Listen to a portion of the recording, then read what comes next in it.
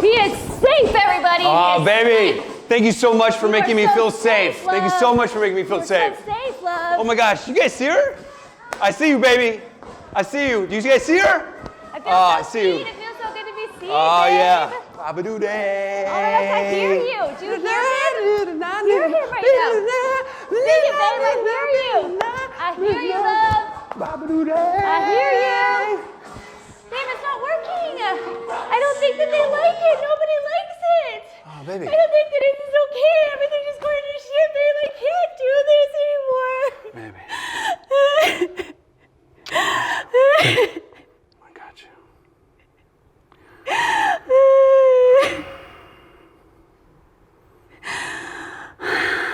I got you, love you. Love you. Love you. Thank you for making me feel loved. What's up, everybody? Hey, everybody. How you guys doing? I'm Rachel Brooks Smith. And I'm Emilio Palafox. And we are the relationship Renegades. So what you guys just saw there is one of our main themes of Relationship Renegades. Yes. And it's to make sure that both parties in a relationship know how to create a space where they feel safe, seen, heard, and loved. Yes, and we feel like there's a really big problem out there in the world that media and society is so focused on toxic, unhealthy, failed relationships, and we really want to help change that. Yeah, absolutely. So our mission at Relationship Renegades, and also as you saw with the vision earlier that I spoke about, our vision and mission is to co-create a world where healthy relationships are the new norm. Yeah. And this, of course, you know, it's a co-creation between all of us. Co-creation, and not just intimate relationships, but all relationships, because life is relationship, right? Like, what is that relationship? How's your relationship with you? Like, what does that look like? How does it feel like to be in your body? Yeah. What's your relationship to others, to your intimate partners, to your family, to your friends? What's your relationship to the world around you, to nature, to God, to source, to universe? Yeah. And how can we set new baselines when it comes to life, love, and relationships? Yeah, so really we're talking about baselines here, right? So there's a certain baseline out in the world right now. And we want to raise that baseline, really raise the bar in relationships. Throughout history, in every category, industry, sector, there was something that was impossible until it was possible, right? So there was a point where, you know, we're like, hey, you know what? Years back, we're going to go fly in the sky and go from country to country in this big aluminum tube, right? No, that's impossible, babe. No, it's not possible. You can do that. That's absolutely impossible. You can't do that. Until it's possible, right? There's a point where we're going to say we're going to go to the moon, or you have a phone in your hand, right? So there's a point where one person was like, we're going to create a device that's going to fit in the pocket, and we're going to be able to transact business all over the world. No, that's absolutely impossible. Totally crazy. You can't do that. No, until it's possible, right? And so the whole point here is what's impossible, quote unquote, in relationships, and how can we make that possible, right? So what are the stories that we create in our head about dating, about marriage, about having kids, right? There's a certain baseline, there's a certain programming that we've all received, whether it's from our parents, our friends, families, strangers, education systems, movies, TVs, magazines, you name it. We've just been programmed. This is the way it is. This is how it is. When this happens, this is what it is. This is what it is. And we've just accepted that baseline. And so the renegade portion is to rebel against mediocrity, to rebel against the normalcy of things. Like, how can we reach a higher love? And that's the renegade portion of this. How can we raise the bar and make what's impossible, quote unquote, possible? Yeah, so who wants to raise the bar when it comes to relationships? Anybody? You? Yeah? Just one person in the audience, that's it. Anybody else? Anybody else? We got everybody raising their hand in Zoom. Very cool. Their hands. All right. One of the most powerful ways that we can do that is to really better understand our triggers. Yeah. These triggers that feel so icky and ugly and sometimes scary. And often what happens when we feel triggered is that we want to isolate or run away or suppress or deny those emotions. And what we really want to talk about today is how you always have choices when we feel triggered. And sometimes you can feel really stuck, right? You can feel really stuck when you feel triggered. Like you feel like so overpowered by these emotions. And we really want to showcase today how, yes, you can feel the way, but you have a different choice. You have a choice to be a renegade, to choose differently, to choose to feel those emotions, to heal those, to process, to grow. And every time that you do, you can receive this gift. You know, that triggers might be these beautiful gifts just wrapped in really, quote unquote, ugly wrapping paper. I love it. Okay, so why is a trigger a gift? Right? You're like, what? How does that make sense? So it's a gift because it's another opportunity to find out what hasn't been healed within us yet. And so when we get triggered, if we're on the road and there's someone that cuts us off, we'll get triggered. If someone says something to me, friend, family member, holidays are coming up, so maybe family is going to trigger us. And there's something inside of us that doesn't feel good. It's resonating. There's something that's resonating inside of us.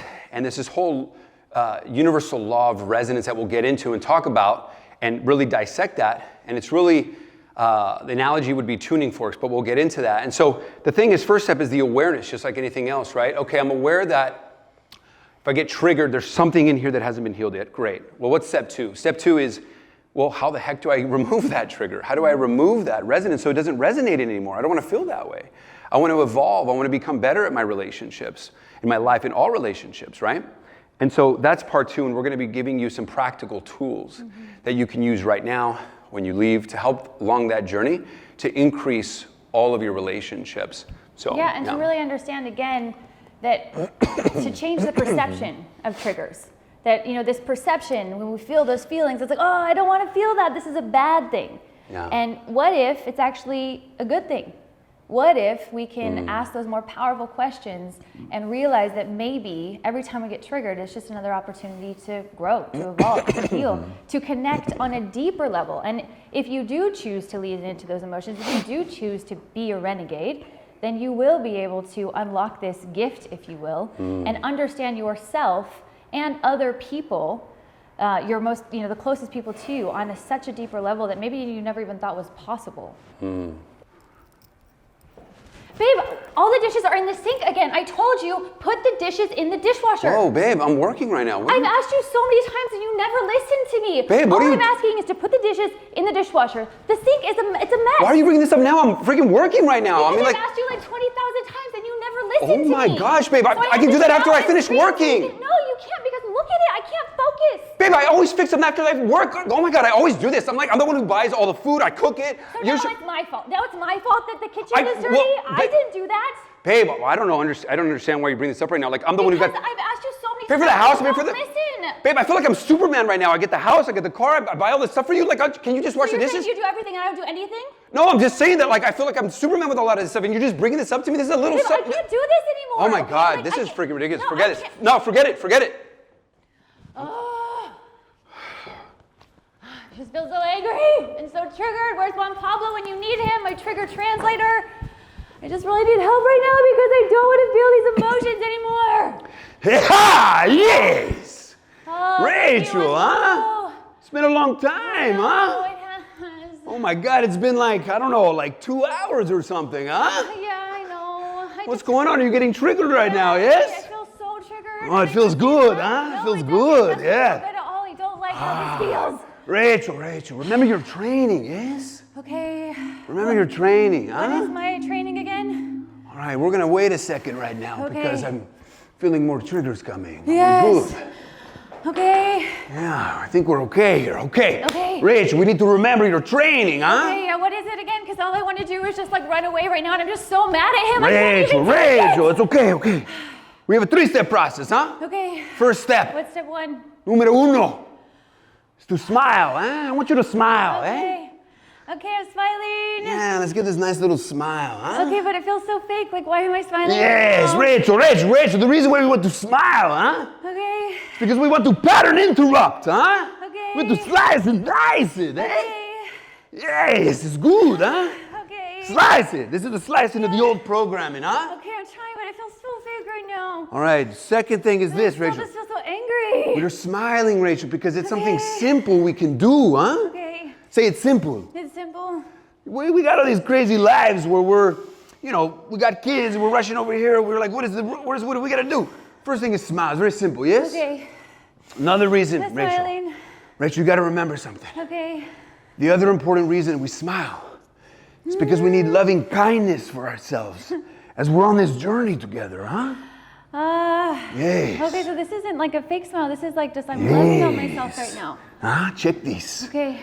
Yes. You don't want to go down a rabbit hole. People beat themselves up when they don't do things right. I do that all the time. I beat myself up all the time. Yeah, that's like going a negative spiral choo-choo train. No, we don't want to do that. Yeah, I don't want to do that No anymore. choo-choo train, huh? No, I don't want to get on that choo-choo train Yes. Loving kindness for yourself, okay? So we smile. Okay, I'm smiling. Okay, what's next? All right, number 2, Rachel. Remember your training, Rachel. Okay, what happens next? Okay, we state a phrase. We say, there's me doing it again, huh? Okay. There's me doing it again. Now, the more specific you are, the better, huh? Okay. What were you doing, eh? What do you mean, what was I doing? What were you doing in the situation when you got triggered? What were you doing? Be specific. Okay, I was, there's me expecting him to read my mind again. Oh, yes, it's good, huh? Yeah, like there's me, Yes. blaming him again. Oh, I like this one, yes. It's a good one. Me, just yelling in his face while he's working, obviously very busy. Right in the face, huh? Yeah. Really, right in the face, okay. Okay. Okay, now, you probably have, now Rachel, the reason why we want to state that is because we want to be in observer mode, huh? Yes. Yeah? We get to remember. You are not this meat suit, Rachel. Yeah. It's a very nice meat suit, but we are a spirit. Yes. Living in a human experience, yes? Yes, but I just still feel so angry. Say ha-ha! Yes. Yes. Now we want to get in observer mode, Rachel, huh? Okay. Because when we're observing it, we can choose.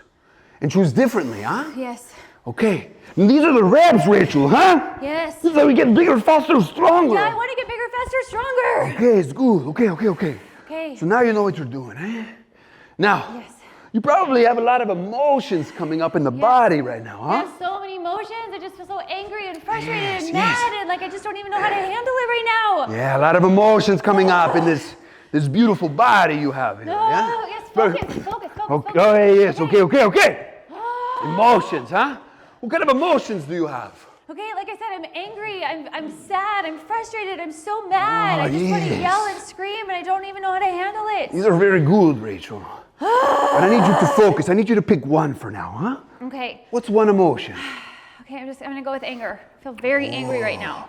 Mr. Anger, huh? Anger's a good friend of mine, huh? We like to slice and dice. Okay, so we have anger. I want you to welcome anger in. And I want you to say, just feel it for a moment, huh? Okay. Yes. It feels so strong, it feels so scary. Okay, Rachel, your old programming is when you hide, suppress, and deny, Yes. and Netflix and chill. Yeah, that feels so good to do that. Yes, you don't want to do that. Okay. Doing all of that, Rachel, is like holding a beach ball underwater, yes? Yes. Huh? And when you hold down that beach ball, and you probably are holding a bunch of beach balls down, huh? Yes. Rachel, what's happening there is it's taking your energy away. Yeah, I don't have any energy. You're not living fully, Rachel. No, I am not living fully right now. You can live fully with me. Yes, I get the fully. Wait, what? We can talk about that later, okay? Okay. Right now, we need to talk about beach balls. Okay. When you hide, suppress, and deny your feelings and distract, it's like holding a beach ball underwater. Okay. And when you welcome the emotion, yes? Yes. When you welcome it, it's like releasing the beach ball. It becomes free. Yeah, I want to be free. Yes, it I want erupts. to be free. Eruption is nice. Yeah, I just want to feel free again. I don't want to feel this anymore. Okay. So we welcome. Let's get back into it, eh? Okay. Breathe it in, huh? Oh, yes, it's good. Okay, now, Okay. I want you to imagine you're in your house. Okay. Yeah, you're doing your morning routines. Yes. You're making your coffee, huh? Yeah. And you hear Anger knocking on the door. He's like, hey, let me in here, huh? Okay. Let me in. It just feels too scary. Well, Pablo, I can't do this anymore. Wait. Just do it. Ha, Rachel. Rachel, remember your training, huh? Take a deep breath, Rachel. I want you to focus on your heart, Rachel, huh? Okay. This is the portal. It's got its own consciousness, Rachel. Slowly and deeply breathe through the heart. Okay. Slowly and deeply. You're so close, Rachel. Come on back. Okay. You're so close to the finish line, huh? Come on back. You're so close. Okay, but every part of me does not want to do this. Keep breathing through the heart. It will be okay. This is how we rewire. Okay. Your heart has 40,000 brain cells that can think, feel, and remember independently of this head brain. Now, we will talk about that later, but this is how we rewire. Okay. Focus on the heart. In and out. You're dedicated to growth, yes? Yes. You know that pain and discomfort is an indication of growth, yes? Yes. You remember your training, Rachel. Okay. Okay, I'm back. I want to do this. I want to do this. Okay, now, anger is behind the door, but he got a lot bigger. Yeah. He's a lot bigger, he's stronger now. Yeah. He's almost breaking down your door. Okay, and the reason is because when you hide, suppress, and deny, and you Netflix and chill, that becomes bigger and bigger. He's really big. I can see him now. Yeah, I feel He's a good really, friend of really, mine. really, He gets really big. big. He gets It really feels big. Really big. So I want you to go to that door and I want you to open it. Okay. And I want you to welcome him. And I want you to say, I'm glad you're here. Okay. Okay, anger, just come on in. I'm glad you're here. Yeah, make him a cup of coffee, put some collagen in it, maybe some butter or something like that. Okay. Welcome him in, huh? Okay, anger. Okay, come in. I'm glad you're I'm here. glad you're here. Yes, feel all of it. This is the magic, Okay, Rachel. I'm feeling a lot right now. Like I'm feeling a lot right now, and I just don't even know. Oh, yes. This is where we escape to a higher level. You are in it, Rachel. You're becoming a relationship renegade. It's the alchemy. Very nice. Very nice. Just be with that, huh? Be with that, Rachel, huh? Very nice. Very nice. Yes, yes. Yes, yes, yes. Yes, it's good, yes.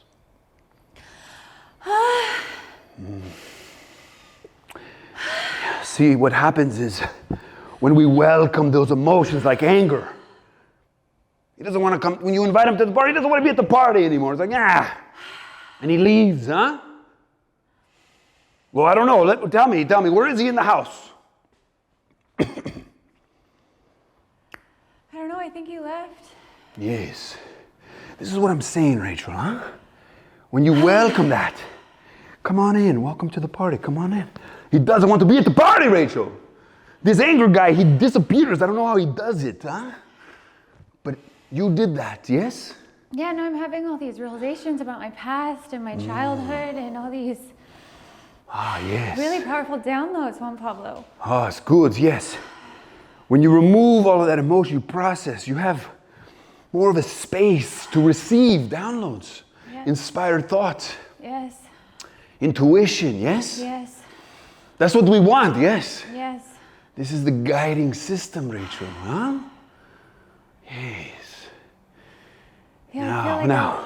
I want to like journal about this. Yes. There's so many things coming up right now. Yes, we will journal. This is time to reflect, be silent, talk about this stuff. But Rachel, we don't have time right now, huh? Okay. But we always have every moment. Let's go back to a moment, huh? Yes. I got these special crystals in my pocket that I think we can rewind and Yeah. do it again. Yeah, I want to rewind. I want to do it again. Because we can do it again. Yes? Yes. Okay. Okay. Here we go. Let me fix this crystal here. All you got to do is Okay. just press it when I say 1, 2, 3, okay? Okay. 1, 2, 3.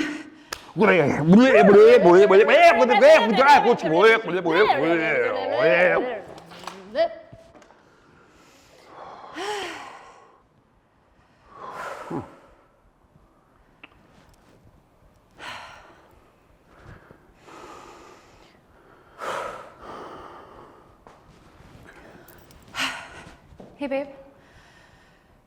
Can we talk about something?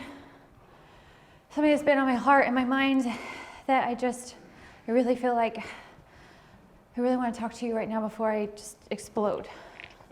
Wait, right now, babe? I'm kind of in the middle of work right now. I know, and I could see that you're busy, and I would just really love if we could talk about it.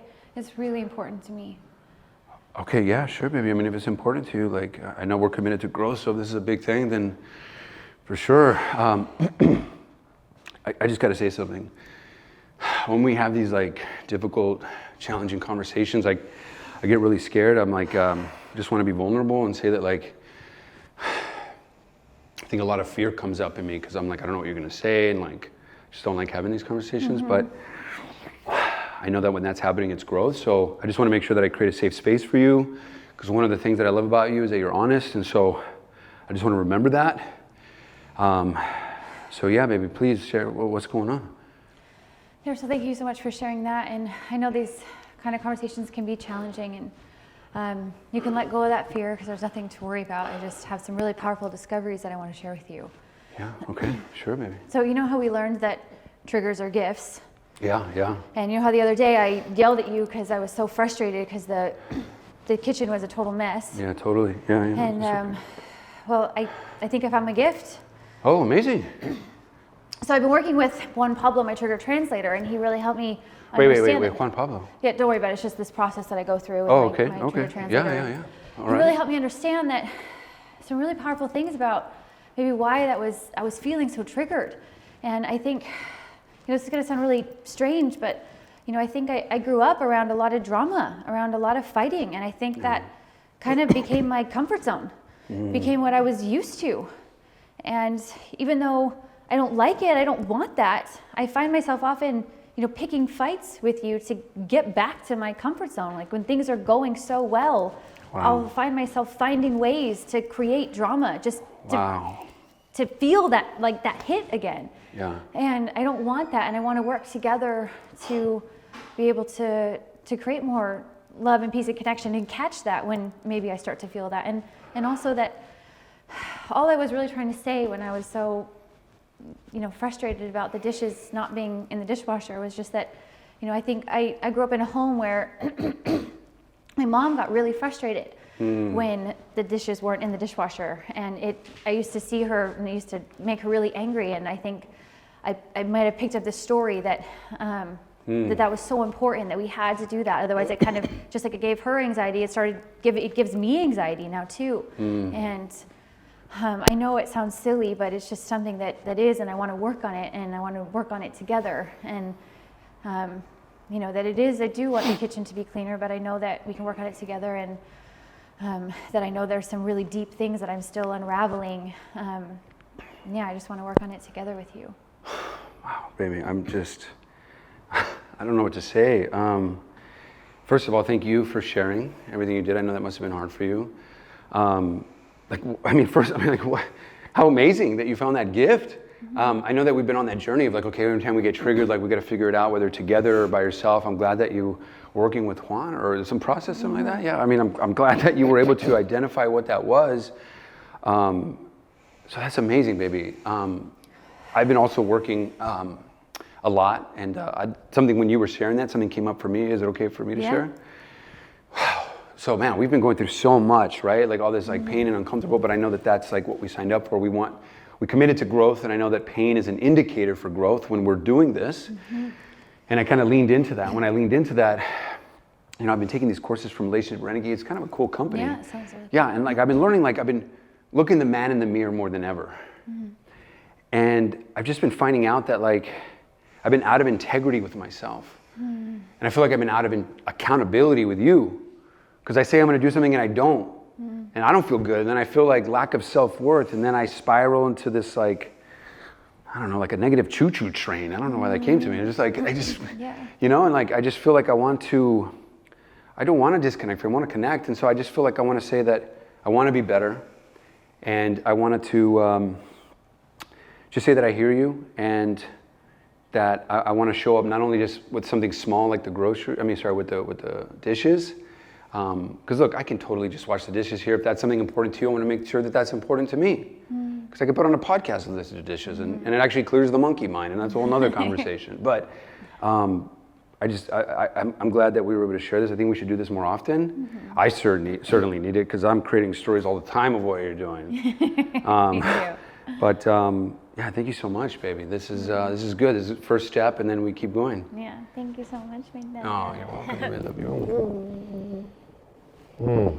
Thank you. Thank you. And scene. So hopefully we were able to showcase to you how triggers can be these beautiful gifts, and we have choices.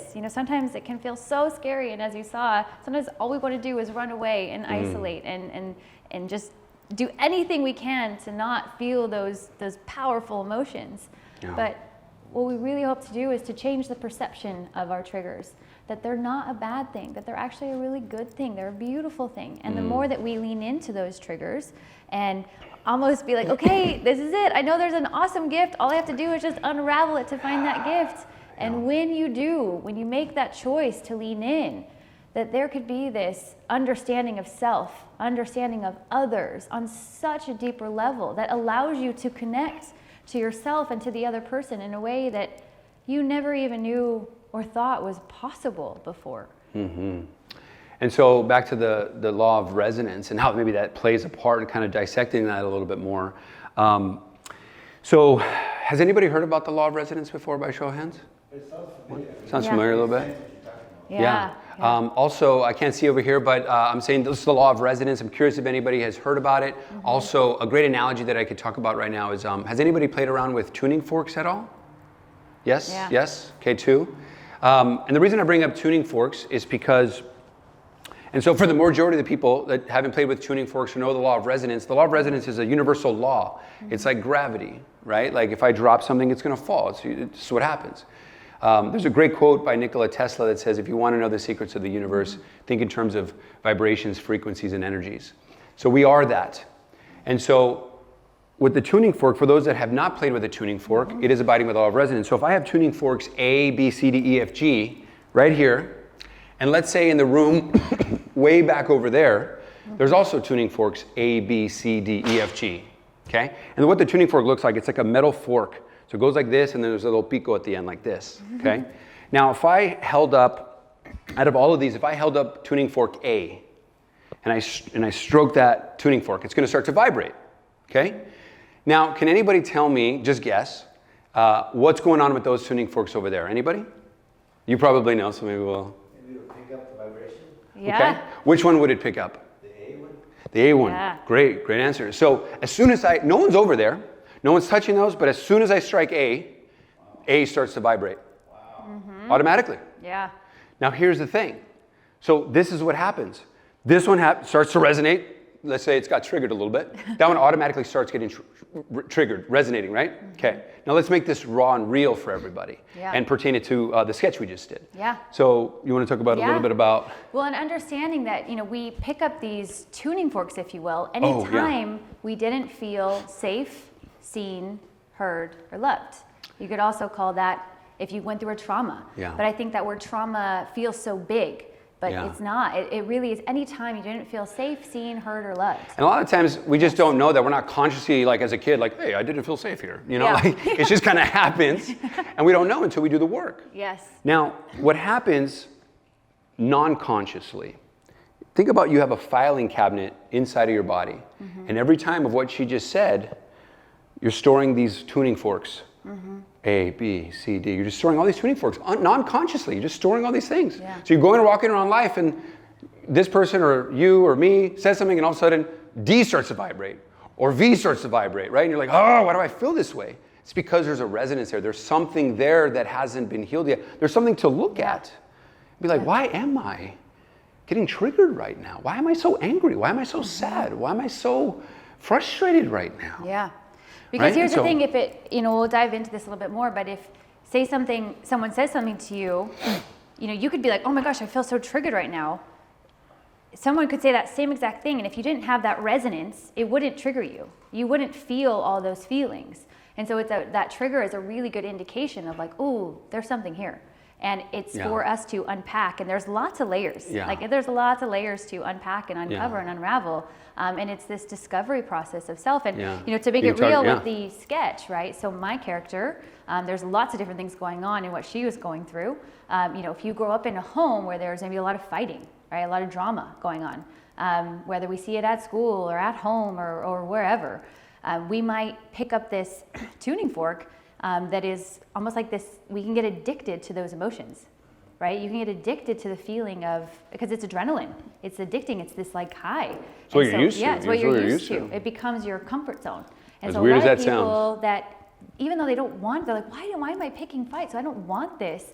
But it's like this underlying thing that's happening because it's just what you're used to. Yeah. And then also, underneath that could be something of like, say you're a kid and you saw a lot of fighting when you grew up. you might have wanted to do everything you can to help your parents or to fix it, but maybe you couldn't because you're a child. So maybe you pick up the tuning fork, I'm not good enough. And then that tuning fork sits and stays in there, right? And in the other example of like, you know, if you, like in my character, you know, grew up in a home where it was so important to have the house super clean. It was super important to the mom. And maybe that mom, or maybe, you know, that it was the child was watching that mom have anxiety about the kitchen not being clean. And so maybe she picked that same thing up. And maybe because she never felt like she was good enough for that mom because she could never do the best, she could never clean it up perfectly, she could never do the best job, right? So maybe there's another underlying unpacking that my character that I was playing had this tuning fork of, I'm not good enough. I was never good enough for my mom. I was never good enough. I couldn't help people. I couldn't make the kitchen clean enough. I couldn't do this. And so there's all these tuning forks of I'm not good enough. And well, so that's great. So of course we don't know that until we do the work, and there's a lot of routes up the mountain, right? We're giving one of those routes as to how to, during that 3-step process, to identify what's going on, right? Now, underneath that, you peel back the onion, you first find out one layer, then 2 layers, and then the underlying root that Rachel was talking about in this situation is, okay, I'm not good enough maybe. It's that tuning fork. And that's a universal theme. The ego's universal themes are, I'm not good enough, I don't have enough, or maybe I'm better than mentalities.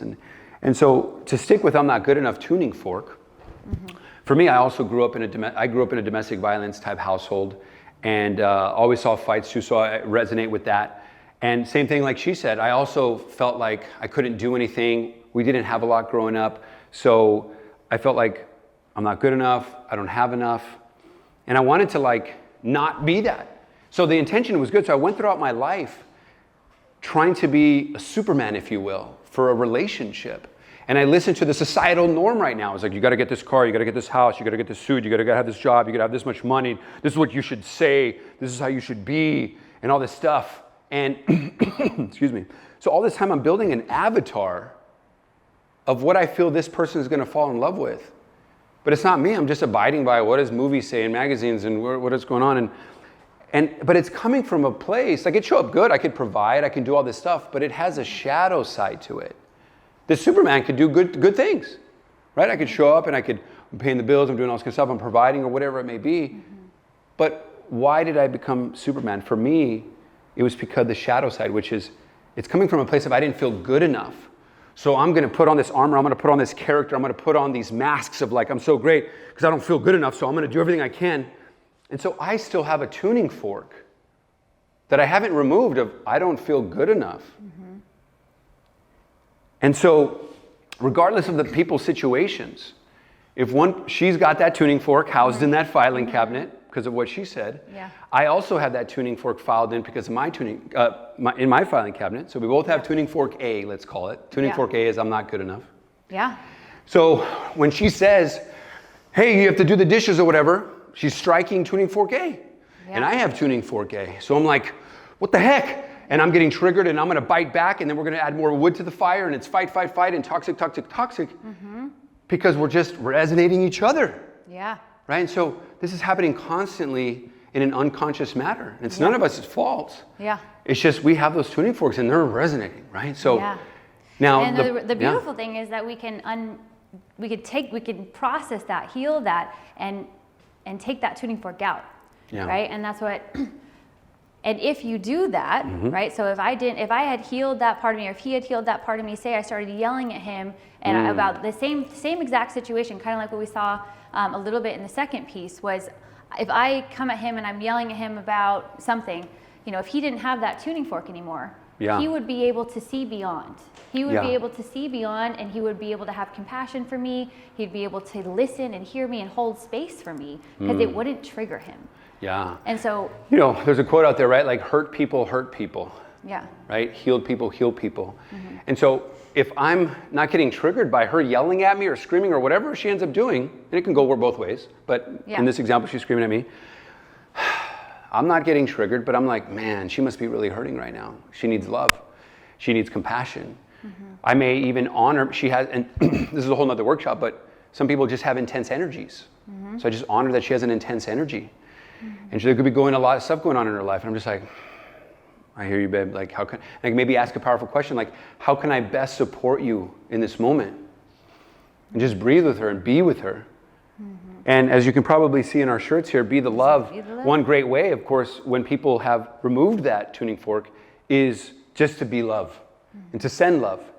Because if you guys have listened to, there's so many people who talk about this, let's say like Dr. Joe Dispenza, about influencing the field, right? If I get into a state of love, and the more that we do the reps and we're able to master that, build a bigger muscle spiritually, emotionally, mentally, I can then have so much love in this room where then I will influence this field where it's a universal law as well. Like when that happens, she'll be like, what the heck's going on? Like she just, you can get to the point of that. Yeah.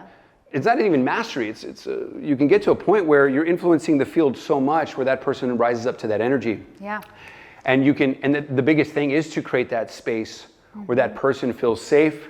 I see you, I hear you, I just want you to feel loved, no matter how much I'm being attacked, or it doesn't matter, because I know that, you know, when she gets triggered, she knows that it's her stuff she's got to work through, and I'm going to hold space.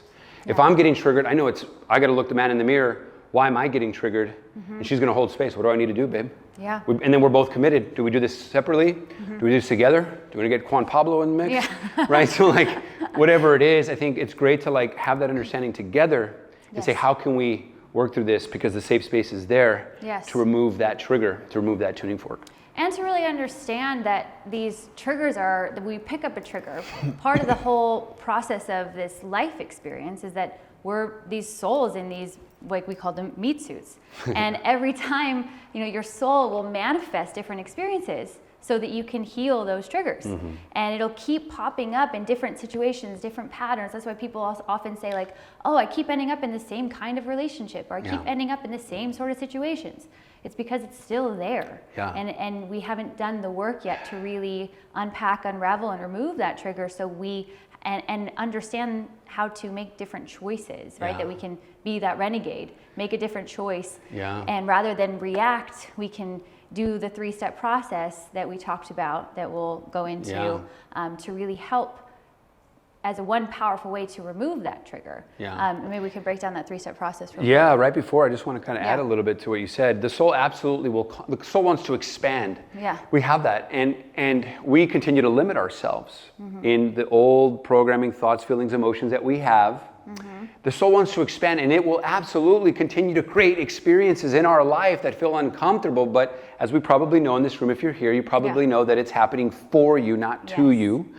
And then if we see that from the observer, the second step, that we'll be able to say, okay, what is life, God, source, universe trying to teach me in this moment? And be able to kind of look at that. And if we have that awareness like we've been talking about, okay, let's see what's going on, right? But that your soul is absolutely always trying to show you those things. And if we just surrender to that process, there's a lot of beautiful things that can come from that. A lot of beautiful things that can come from that. And the last thing I think we could talk about right before we just dissect the 3-step process is one of the things that we do in conclusion here is the gamification. That we do this a lot, and our clients do this a lot all over the world, is we gamify it. Make this a game. Gamify the process. And so this is one of my favorite things because I think it's just so powerful. The ego wants to win all the time, right? Your old self. And we're constantly evolving to let the old self die, if you will, in a beautiful way. Thank him, thank her for everything, all the things that it got you to be here in this moment. But as we probably know, what got you here won't get you there. What got you here won't get you there. We need a different state of consciousness to solve the problem. It was initially Albert Einstein. And so back to the gamification, the ego wants to win, and a fun way to make him win, if you will, or her win, is we have a game that says the first person to be vulnerable wins. The first person to admit that they're wrong, or to own their shit, or to whatever you want to call it, right? The first person to be like, to do the process, to do the work, right? To apologize, to catch themselves. They win.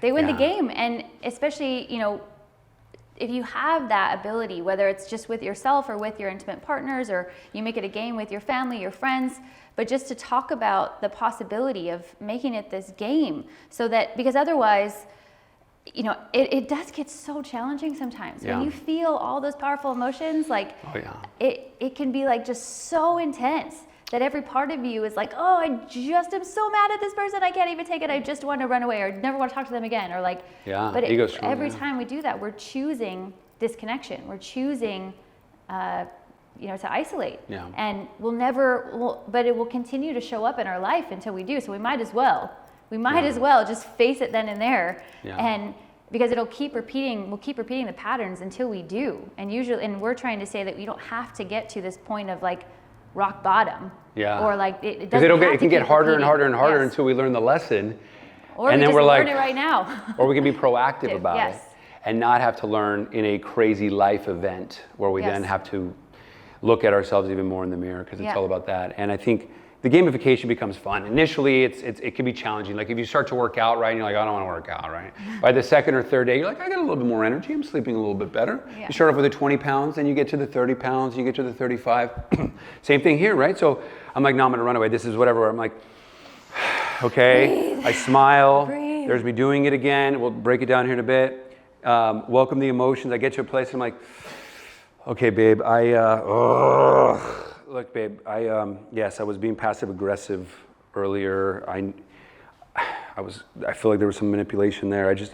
I don't know why I do that, but like, I just want to say, like, I know where you were coming from. I did that.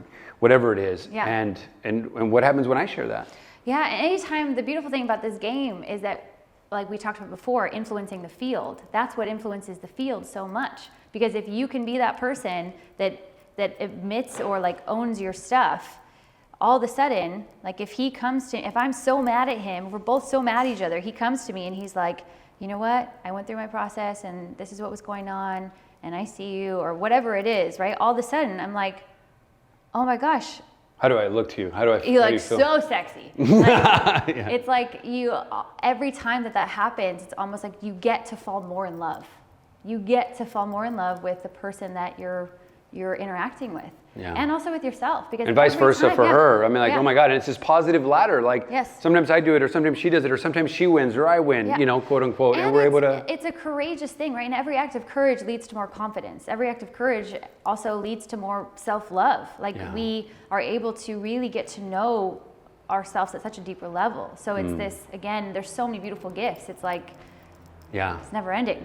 But no, beautifully said, love. And so to kind of summarize what we were talking about and provide that practical tool again, at least for this presentation, and then we'll go into Q&A if any of you have any questions or comments about anything that you saw or heard, is of course the tool, right? So the tool is a 3-step process.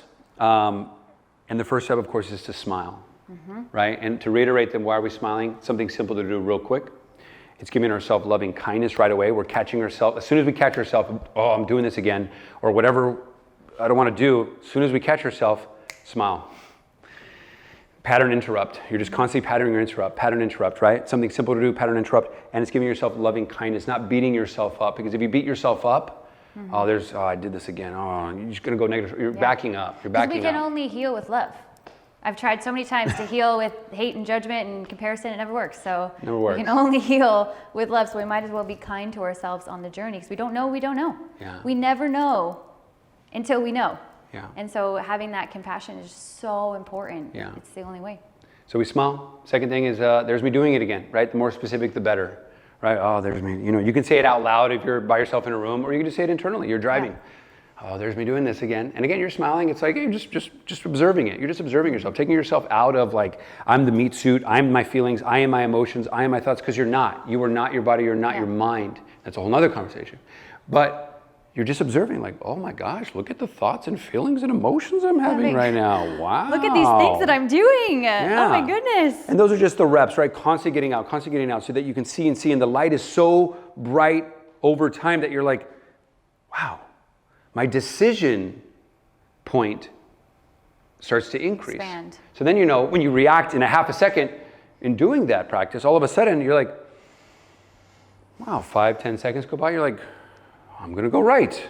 Right? I'm not going to do that anymore. And so the decision point starts to increase, right? The more that you rep that, if you will, right? Yeah. There's me doing it again, observer mode. And then last but certainly not least is welcoming the emotions, right? You've probably heard this before, but we wanted to kind of provide some edutainment around it, how it is very much like holding a beach ball underwater. And when you do welcome these emotions and you stop with the hiding, suppressing, denying, distracting, that just human nature is to do. We want to feel safe. We don't want to deal with things.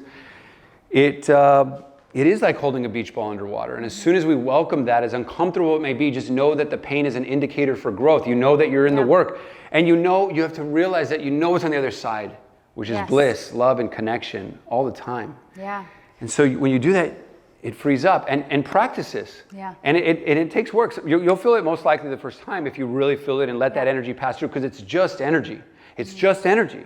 Yeah, and to remove the labels and the judgments we have about emotions. A lot of times we label things as good and bad, right? That it's good to feel happy and it's bad to feel angry. Yeah, great. And that's just really what we've done as humans. It really isn't good or bad. It's just a label we've put on it. Just is. And to understand that maybe all our emotions are needed, right? Yeah. All our emotions are needed and necessary. And the more that we lean into, anger serves a purpose. Frustration serves a purpose.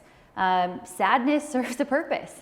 And not having these labels anymore and just being like, okay, this is just what is. And I am this divine, powerful being that maybe has these intense energies. Not good or bad, not right or wrong, but just I'm feeling, and it's okay to feel and to let whatever happens be okay. And it's just part of the journey. Yeah. I mean, emotions for sure. Yeah. I love that you brought that up. And it's the way we experience life. Yeah, if we didn't, then we wouldn't be alive. Yeah. And I really like to add this fourth bonus step, that after you welcome the emotions, I think it's been so beneficial to, like we talked about in the sketch, that he was like, this is the time to journal and reflect, to talk to those emotions, to ask the question, like, okay, anger, okay, sadness, okay, frustration, I'm glad you're here. What are you trying to teach me? To ask the powerful question to get the lesson, and to take that time to journal about like because again, emotions are just indicators. It's literally like an alarm system in your car. Yeah. Imagine if you're driving around and your car never told you an alarm system to like put gas in your car or put oil in the tank. All of a sudden your car would just break down or like explode. That's what emotions are in our system. Yeah. It's an indicator that like, hey, red flag, something's going on, pay attention. So to welcome all of the emotions, because they are beautiful. They're an indicator that something is going on and needs attention. Yeah. And to wrap that up in a bow, to just, when you're going through that, let whatever happens be okay. It could be a beautiful mantra of like, I let whatever happens be okay. And it will be. It always will be. And I think the more that we trust and know that, the more that we can courageously step forward into the person that we've always wanted to be. Yeah. And so we'll leave it there and open it up for questions and comments. Standing at the dishwasher or the sink. Yeah. Oh, yeah. That's a microphone. Oh, it's a microphone, yeah. And For that, you're angry. Right? Yeah. Because the dishes are in the sink. Yeah. You discover for yourself that it came from your mother and the whole thing. Yeah. And let's say he's not home, right? Yeah. How do you now self-soothe and not let that keep popping in your head every day for the next 3 days? Or you're seething, you're mad. Yes. You said welcome the emotion, right? Yes. You're angry. So welcome it. You've already tied it back to your mom. Yeah. Now what? Yeah, so really great question. So I think it's important, if he's not there, like say he's like completely gone, then it's really not anything to do with him that the dishes are piling up, right? Yeah. Right. Yeah. And so again, like if he is there and it's his dishes that are left there and he's not, it's two different situations. So which one did you want to talk about?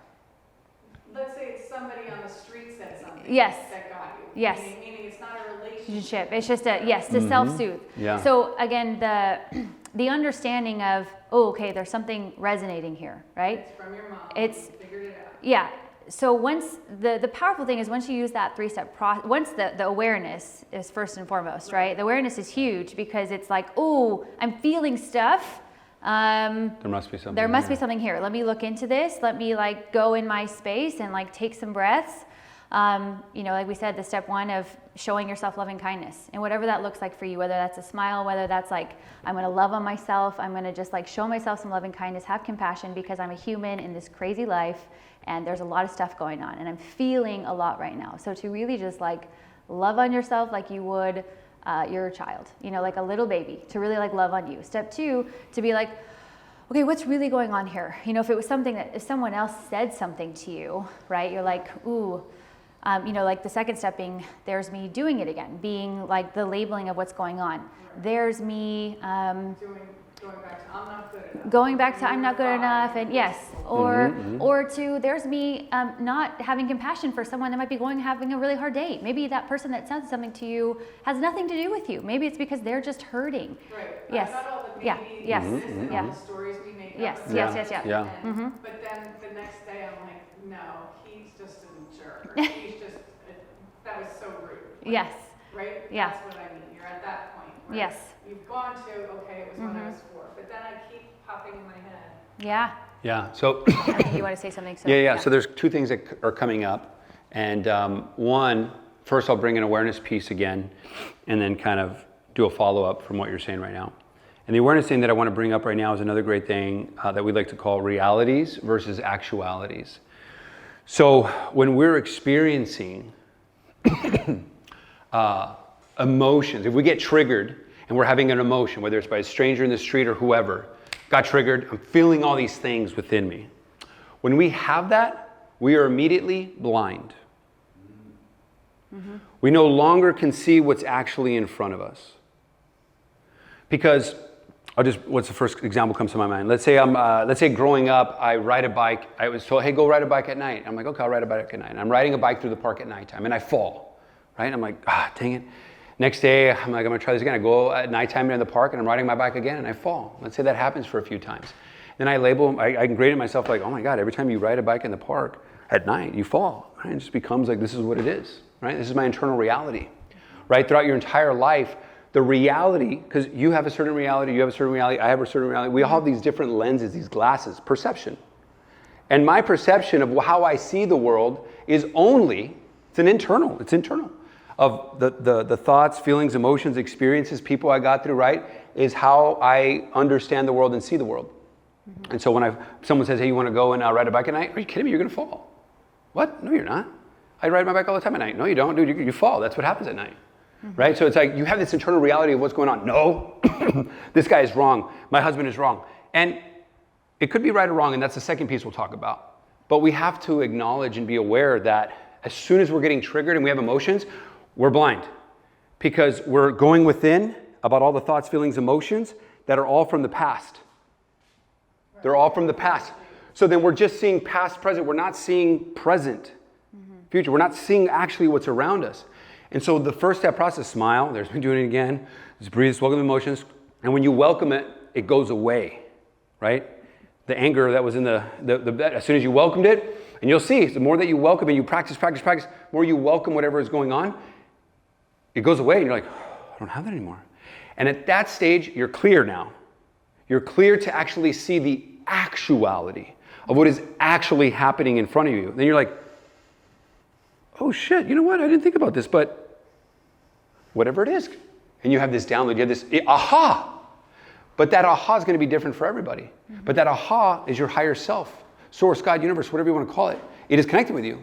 But when you're triggered and having these emotions, you don't clear it, you're clouded from actuality. You're clouded from the download. So this process that we're talking about allows us to get clear and see actuality. And that's when your answer will come. And it can be different and it depends on anything. And at the end of the day, the second thing I was only going to say is like if you have to have a conversation with your family member or person, both like, committing, saying like, okay, let's create a safe space, let's talk through this. And maybe through a conscious conversation, which is a whole nother workshop and all this kind of stuff, there's ways to communicate to unravel things together. Right? But it definitely sounds like part of your question is that there are still conversations to be had. Do you know what I mean? Like I'm still going to talk about like, I have a preference. Like it's important to me, like say it's important to me, like I really feel good when the kitchen is clean or whatever it is. I'm still gonna, in my conversation to him, I'm like, I'm still gonna say like, I know that I have some stuff and I know that it's like, I get anxious when this feels this way. So it's my work to work on the anxiety-ness. Doesn't mean that we can't work together to have a clean kitchen. Yeah, totally. Doesn't mean that, you know, if you're in if everything is relationship. And so whether it's a family, friend, intimate relationship, there's still things that like, when there is love there, though, I think it's important to be like, there needs to be some amount of love there. And I think this is helpful to see, to remember who you're talking to and who you're looking at, that if someone yells at you on the street, if you're in a fight with a family friend, whoever, like they're a divine being and they are also probably a little kid who's hurting inside a bigger body. I think I just got it. Yeah. What I got was, so this friend, let's say, Yes. Yeah. Yes. that I think it was rude. Yes. Go back and be vulnerable. You said that before. Yes. Yeah. Yeah. Tell her everything I went through and Yes. the experience and how I Yes. brought it back to my kindergarten and be vulnerable about it. Yes. Yeah, And let them know. yeah. And I think that's part of the healing process, honestly. Versus saying you did This. and it was rude. Yes, yeah, and except for the blaming, it's like, wow, I found out all this stuff about, and I think when we do that, that's when we get to understand each other on a deeper level. When you are vulnerable and you share that piece of you to someone else in a loving, non-blaming, it's not about you. Like this is me, and I'm learning this stuff, but this is what happened when you said that to me, or when this was going on, and I'm letting you know that like I'm working through this, and I think it's really powerful in communication to always state your intention, your goal, right? Like, I want to more deeply connect to you. This is why I'm bringing this to you, because I felt disconnected because this happened. So I went and I did my work, and I want to share it with you because I care so much about you, because I care so much about our relationship. I want to be able to. And that's creating the safe space, because like this, immediately I don't feel attacked or anything. I'm like, she wants a connection. She's doing this because we both want to grow. I'm starting to let the wall down. Okay, you're right. Yeah. What do we need to talk about? What do we need to share? Yeah. I don't want to cut you off, but that's creating that safe space. That's a beautiful space. question and a beautiful aha moment as well. And what she just said, right? Not only is that creating the safe space, but, and this is another workshop, but the conscious communication could be something like this. This is one of the many examples that we bring up in our sessions, but it's like, I will say stuff like, Rachel's an actress, and I'm an actor too, but she's been doing it for a whole lot longer. When I first started dating her 4.5 years ago, she would have a lot of sex scenes in like these movies that she was doing. And I would, these triggers would come up, and I had to work through them, right? And so the way I would communicate is kind of what she just said, say like, babe, I want to connect with you. So we understand that we have a true self and a false self. True self, ego self, false self, ego self. True self kind of being the higher self within us, right?